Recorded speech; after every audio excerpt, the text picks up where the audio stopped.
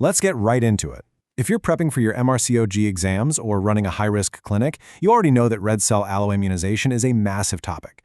It's packed with highly specific thresholds, rigid clinical pathways, and, quite frankly, some pretty complex blood logistics. So in this explainer, we're going to completely unpack RCOG Green-top Guideline No. 65. My goal here is to take all that dense, heavy guideline text and turn it into a crystal-clear mental map for you. Let's make this something you can instantly recall when you need it most. We're going to walk chronologically through the exact clinical pathway you need to lock down. We'll start with identification, move on to genotyping and referral thresholds, tackle transfusion logistics, birth management, and finally, wrap up with prophylaxis and future risks. All right, Section 1, Identification and Clinical Significance. We always start at the booking appointment, right? That's where we figure out which pregnancies need our absolute immediate attention. Now, the guideline states we check every woman's blood group and antibody status at booking and then again at 28 weeks. But here's the real question. When that screen comes back positive, which antibodies actually matter? We need to pinpoint exactly which one should sound the alarm for severe fetal anemia because that can lead to hydrops and really worsen our perinatal outcomes. So, for your exam, you absolutely have to remember the rule of 3. That's anti-D, anti-C, and anti-K. These are the high-yield major players that carry the highest risk of fetal anemia. They absolutely mandate rigorous fetal medicine pathways. Now, sure, you might see things like anti-E, Duffy, or KID pop up on a lab report. And yeah, they can potentially cause significant anemia, but they're generally considered moderate risk. There's a whole alphabet soup of other antibodies out there, but they usually only cause mild hemolysis. For the MRCOG, keep your eyes glued to D, C, and K. Moving on to Section 2, let's look at genotyping and fetal risk. So, you've found a high-risk antibody in the mother. Now what?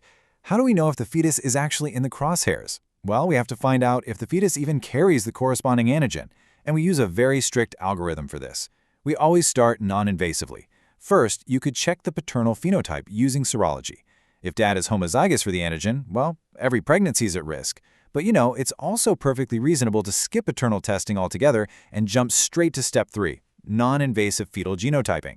This uses cell-free fetal DNA extracted right from the maternal plasma, and honestly, it's a total game changer. It accurately identifies fetal D, C, C, E, and K genotypes without any risk of miscarriage. You can do this from 16 weeks for most antigens, but a quick heads up, you've got to wait until 20 weeks for Kell to avoid false negatives. But what happens if you have to do invasive testing for some other reason, say karyotyping? Look, we obviously prefer non-invasive methods so we don't make the alloimmunization worse. But if you absolutely must do a CVS or an amniocentesis, it is strictly not contraindicated if alloimmunization has already happened. You just need to be super careful. And please remember this crucial detail. If the mother is RHD negative and is not sensitized, you absolutely have to give anti-D prophylaxis to cover that invasive procedure. Non-negotiable. Okay, Section 3. Let's talk about thresholds and ultrasound monitoring. Listen up, because this next part is absolute gold for your written papers. We are talking about the exact triggers for referring a patient to a fetal medicine specialist. Memorize these numbers. For anti-D, an antibody level over 4 international units per milliliter means a moderate risk of hemolytic disease of the fetus and newborn, so hit 4 and you refer. Anti-C is a bit higher. That threshold requires a referral once levels cross 7.5 international units per milliliter. Now, if they're below those levels, the risk of fetal anemia is pretty low, but you can't just ignore them. You still have to monitor them every 4 weeks until 28 weeks, and then step it up to every 2 weeks until delivery. Now, watch out for this classic exam trick. Unlike DNC, anti-Kell levels do not correlate well with disease severity. Why is that? Because anti-Kell doesn't just destroy red blood cells, it actually attacks the early erythroid progenitor cells in the bone marrow, stopping production altogether. This means severe fetal anemia can hit even at incredibly low titers. So the rule for Kell is super simple. If you see anti-Kell, refer immediately. Don't wait. So how does this tie into our ultrasound monitoring? For these at-risk pregnancies, you're going to be doing weekly ultrasounds to measure the fetal middle cerebral artery peak systolic velocity, or the MCA-PSV. If that velocity rises above 1.5 multiples of the median, well, that's your definitive, highly sensitive red flag for moderate or severe fetal anemia. That 1.5 mark is exactly when you refer for invasive treatments, like fetal blood sampling and potentially an intrauterine transfusion. Moving on to Section 4, transfusion and blood logistics. All right, this brings us to a huge logistical challenge that trips up so many clinicians both on the ward and in the exam hall, getting the exact right blood components. Take a mental screenshot of this information because these distinctions are highly testable. Blood for an intrauterine transfusion must have a super high hematocrit between 0.70 and 0.85. It has to be less than 5 days old, and it is always irradiated. Why? To prevent transfusion-associated graft versus host disease in a fetus with a totally immature immune system. Now, neonatal exchange blood also has to be fresh and plasma-reduced, but the hematocrit is lower, around 0.50 to 0.60. Top-up neonatal blood, that can be older, up to 35 days, and stored in sag-gematative. And interestingly, top-up blood does not need to be irradiated unless that neonate already had an IUT while in the womb. Oh, and one more thing for all of them, they must all be CMV negative. This sheer level of complexity is exactly why you have to talk to the lab early. For rare antibodies, or if there are multiple antibodies, compatible blood isn't just sitting in a fridge downstairs. You might literally have to wait on the National Frozen Blood Bank in Liverpool to thaw out units for you. Just thawing and washing 2 units takes 4 to 6 hours, and that doesn't even include transportation. Plus, once it's thawed, you only have a 72-hour window to use it. You absolutely cannot manage these cases alone. You need multidisciplinary planning from day one. Section 5. Birth and neonatal management. Let's look at the intrapartum side of things. As delivery gets closer, we have to pivot our focus to safe intrapartum care and immediate assessment of the newborn. Now, the exact timing of delivery is going to depend on those antibody levels and whether the fetus had any prior therapy. But the mode of delivery, that's still just based on your standard obstetric guidelines. However, during labor, keep in mind that these fetuses are incredibly vulnerable to hypoxia and they might already be anemic. Standard intermittent auscultation just isn't going to cut it here. The guideline strictly advises continuous electronic fetal heart monitoring during labor for every single one of these high-risk pregnancies. The second that baby is born, you need to grab 3 specific cord blood values, the direct antiglobulin test or DAT, hemoglobin, and bilirubin.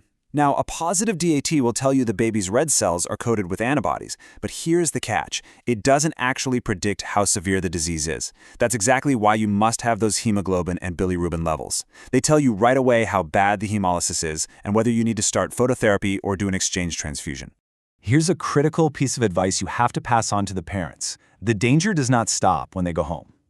Those passively acquired maternal antibodies can keep causing hemolysis for weeks. Even worse, babies, especially the ones who had IUTs, can develop late hyporegenerative anemia because their body temporarily stops making new red blood cells. Because of this sneaky risk for late anemia and rebound jaundice, discharging them early is a really, really bad idea. Almost done. Section 6. Prophylaxis and future risks. Finally, let's lock down the absolute rules for anti-D prophylaxis. This specific scenario is basically guaranteed to pop up in your clinical practice and your exams, so let's clear up any confusion right now. Imagine you have an RHD negative woman and her antibody screen comes back positive. Do you give her a routine anti-D prophylaxis? Think about it for a second. Well, the answer completely depends on which antibody we're talking about. If she has non-anti-D antibodies like anti-C or anti-K, she is still totally vulnerable to the D antigen. So yes, you absolutely give her routine anti-D prophylaxis. But what if she already has immune anti-D antibodies? That means she's already sensitized. Giving her prophylaxis at that point is completely redundant. You just don't need to do it. But what if it's a gray area? Say she recently had a sensitizing event, she got her prophylactic dose, and now her screen is positive for anti-D. If you are ever in doubt about whether that positive screen is just passive from the recent dose or a true new immune sensitization, pick up the phone. You have to discuss this with your transfusion laboratory to get the interpretation right. Don't ever just guess on this one. Before we wrap up, I want to leave you with a paramount safety takeaway from maternal care.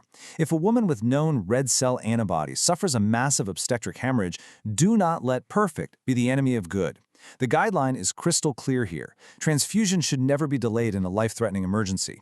You use ABO, RHD, and K-compatible blood that isn't matched for her other antibodies. Or, if you don't even know her group, use O-negative. You have to balance the risks. Treat the catastrophic bleed first, maybe consider intravenous methylprednisolone, but whatever you do, do not wait around for hours for a perfect cross-match. So, from those exact anti-D and anti-C referral thresholds to the immediate red flags of Kell and the crazy logistics of irradiated blood, you now have the complete blueprint, I really hope this explainer has taken a pretty dense guideline and turned it into an actionable mental map you can carry right into the exam hall or the delivery suite. With all these exact pathways memorized, how are you going to confidently tackle your next high-risk clinic? Thanks for joining this explainer, and I'll catch you in the next one.